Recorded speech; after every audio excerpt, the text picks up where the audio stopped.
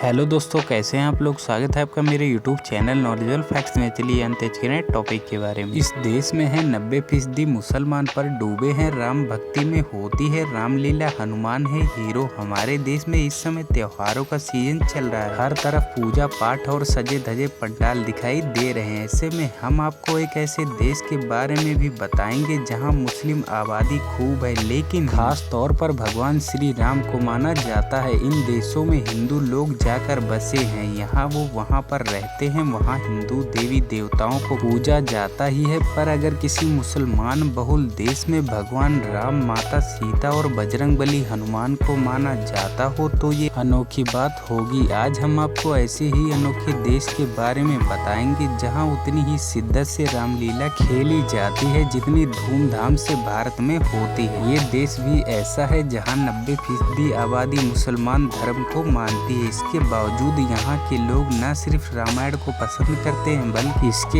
एक एक चरित्र को अपना आदर्श मानते हैं। ये देश दुनिया की सबसे बड़ी मुस्लिम आबादी वाला देश इंडोनेशिया है। यहाँ मुसलमान लोग ही रामलीला का मंच करते हैं, वहीं भगवान राम और दूसरे चरित्रों को निभाते हैं। इस देश के जावा और बाली में रामायण बैले नृत्य नाटिका का आयोजन साल 1961 से लगातार चल रहा है। इसमें भगवान राम से जुड़ी हुई कहानियों को प्रस्तुत किया जाता है। इसको पेश करने वाले सभी कलाकार मुस्लिम होते हैं। रामायण मेले संगीत, नृत्य और नाटक का मिश्रण होता है जिसे आमतौर पर बिना डायलॉग के भाव भंगिमाओं द्वारा प्रस्तुत किया जाता है। रामायण पर मेले का आयोजन इंडोनेशिया की राजधानी बाली में 10वीं शताब्दी में बने एक हिंदू मंदिर में किया जाता है। वाल्मीकि द्वारा रचित रामायण यहाँ प्रेरणा का स्रोत बनी है, विशेष रूप से दक्षिण पूर्व एशियाई देशों में जो ऐतिहासिक रूप से भारत की धार्मिक सभ्यता से काफी प्रभावित थे। रामायण मेले की परंपरा एशियाई देशों में मिलती है। इंडोनेशिया की रामायण में नौसेना के अध्यक्ष को लक्ष्मण कहा जाता है, जबकि सीता को सीता कहते हैं। हनुमान तो इंडोनेशिया के सर्वाधिक लोकप्रिय पात्र हैं। हनुमान की लोकप्रियता का अंदाजा इसी बात से लगाया जा सकता है कि आज भी हर साल इस मुस्लिम आबादी वाले देश के